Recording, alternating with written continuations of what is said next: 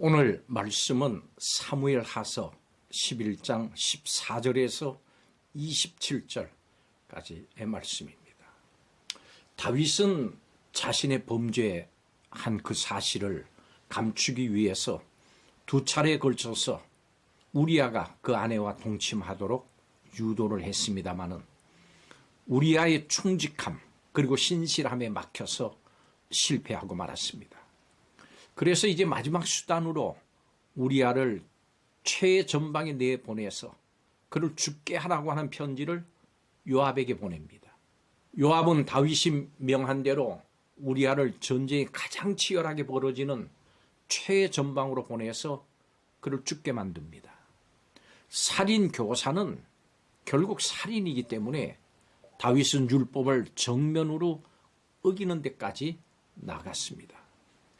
우리아가 죽자 요압은 전령을 보내서 전쟁의 상황에 관해서 보고하도록 했는데 이 전술의 실패에 대해서 다윗 왕이 추궁을 하면 우리아가 죽은 사실을 전하도록 그렇게 했습니다.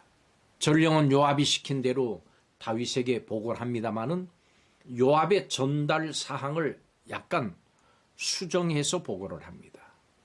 랍바를 향한 무리한 포위 공격, 여기에 대해서 언급하지 않고 도리어 이스라엘 군대보다 강한 랍바 사람들이 과도하게 공격해왔고 그 과정에서 우리아가 죽었다 이렇게 보고했습니다.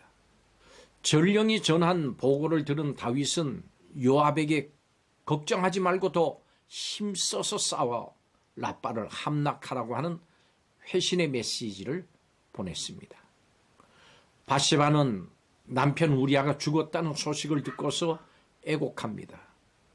그리고 애도 기간이 끝나자 다윗의 명령을 따라서 왕궁으로 들어와서 그의 아내가 돼서 아들을 낳습니다.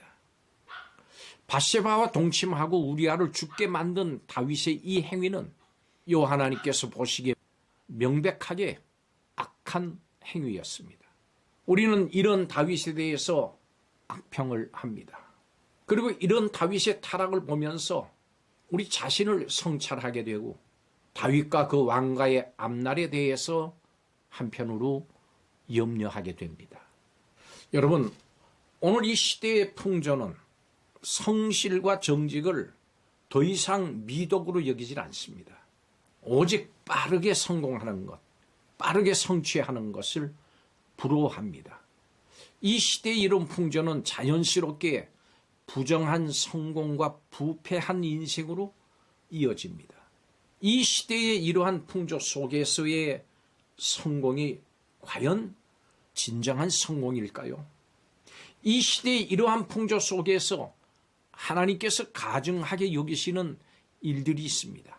오늘 말씀을 통해서 하나님께서 가증하게 여기시는 일들을 살펴보겠습니다. 첫째로 다윗이 세운 계획은 가증한 계획이었습니다. 악한 계획은 언뜻 보기에는 지혜로워 보일 때도 있습니다마는 끔찍한 죄악의 열매를 맺습니다. 다윗은 우리아를 전쟁 중에 살해하기로 계획했습니다. 자신의 부정이 드러날까 봐 두려워했기 때문입니다. 가증스럽게도 다윗은 우리아를 죽게 하라고 하는 명령을 담은 자신의 그 편지를 이 우리아의 손에 들려보냈습니다. 그걸 요압에게 전해주게 했습니다. 그럼 결국은 그를 죽음에 이르게 했습니다. 그렇지만 아무도 모를 것 같았던 이 계획을 하나님은 지켜보고 계셨습니다. 악한 계획은 끝내 멸망으로 인도합니다. 그래서 시작이 중요합니다. 심중에 품은 악한 계획에서 돌이켜야 합니다. 이스라엘을 멸망으로 이끌었던 여로보암의 계획을 기억해 보십시오. 내가 하나님이 기뻐하시지 않는 계획을 세우고 있지 않는지 자신을 돌아보십시오. 하나님이 우리의 중심을 보고 계십니다. 하나님과 멀어질 것이 분명한데도 내 자신의 이기적인 이익을 따라서 앞날을 그대로 계획하고 있지는 않습니까? 딱 한 번만이라고 하는 핑계로 죄의 길을 가고 있지는 않습니까? 혹시라도 마음의 죄악을 계획하고 있다면 어서 취소해야 합니다. 두 번째로 다윗의 성취는 가증한 성취였습니다. 악한 계획은 하나님의 진노를 불러일으킵니다. 다윗은 우리아가 죽었다고 하는 소식을 들었습니다. 요압이 보낸 전령은 전투에서 패배했다는 소식을 다윗에게 전했지만 다윗은 지휘자나 병사들을 책망하지 않았습니다. 자신의 계획대로 우리아가 죽었기 때문입니다. 그것이 목적이었기 때문입니다. 그렇지만 하나님은 우리아의 죽음에 대한 심판을 준비하십니다. 악인의 성공을 결코 여러분 부러워하지 마십시오. 행악하는 자는 장래가 없고 악인의 등불은 완전히 꺼질 것이라고 잠언서에 말씀합니다. 죄악의 사르는 판은 한순간에 깨집니다. 그런 성공의 걸음은 곧 죽음의 걸음이 될 겁니다. 혹시라도 죄의 길로 가는데 일이 잘 풀립니까? 그러면 긴장하십시오. 양심의 호소를 묵살하지 마십시오. 성경의 경고를 무시하지 마십시오. 돌이키지 못할 순간에 어려움이 찾아옵니다. 지금 문제가 없다고 괜찮다고 생각해서는 안 됩니다. 부정한 방법으로 취한 이익, 불의의 소득을 기뻐해서는 안 됩니다. 부정한 방법으로 좋은 결과를 얻었다면 즉시 그 죄를 고백하고 불이익을 감수하십시오. 악한 성취는 결국 하나님의 심판을 받습니다. 부정한 방법으로 안정을 누리는 것보다는 정직한 가난을 선택하는 것이 낫습니다. 마지막 세 번째로 다윗이 맺은 열매는 가증한 열매였습니다. 악한 열매를 누리는 것, 이것은 하나님의 심판을 가져옵니다. 다윗은 우리아의 애도 기간이 끝나자 밧세바를 데려왔습니다. 우리아의 아내 밧세바는 다윗의 아내가 돼서 그의 아이를 낳았습니다. 자, 이렇게 여기까지 볼 때 모든 것이 해피엔딩처럼 보였습니다. 그렇지만 이것은 하나님이 금하신 것을 누리는 일이었습니다. 죄악과 함께 낙을 누리는 것을 기뻐해서는 안 됩니다. 그 열매는 달지만 반드시 사망에 이른다고 로마서 6장에 말씀합니다.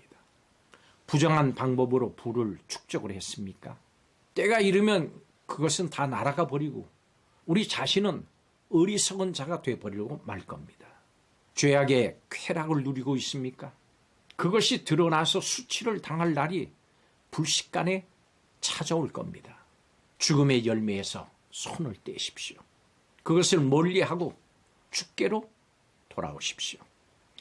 진리를 떠나서 불의함 가운데 머무는 것은 하나님께서 보시기에 가증한 겁니다. 죄악의 열매를 기뻐하고 그걸 누리는 것을 하나님께서 가증히 여기십니다. 하나님은 죄인의 악한 계획과 성취, 열매 누리는 것을 다 가증하게 보십니다. 우리는 하나님을 두려워해야 합니다. 영원한 삶을 위해서 죄에서 돌이켜야 됩니다. 죄에서 돌이키는 이것이 바로 생명길입니다. 영생의 길입니다. 복된 길입니다. 평안의 길입니다. 기도하겠습니다. 악한 자의 악한 계획과 행위를 감찰하시고 모든 것을 공의롭게 판단하시는 하나님을 믿습니다. 우리 속에 악한 계획이 없게 하시고 악한 계획의 성취와 열매를 바라는 사람이 없게 하여 주옵소서. 이 모든 죄에서 돌이켜 생명길을 걷게 하여 주옵소서. 이렇게 결단하는 이들에게 복 내려 주시기를 예수님의 이름으로 기도하옵나이다. 아멘.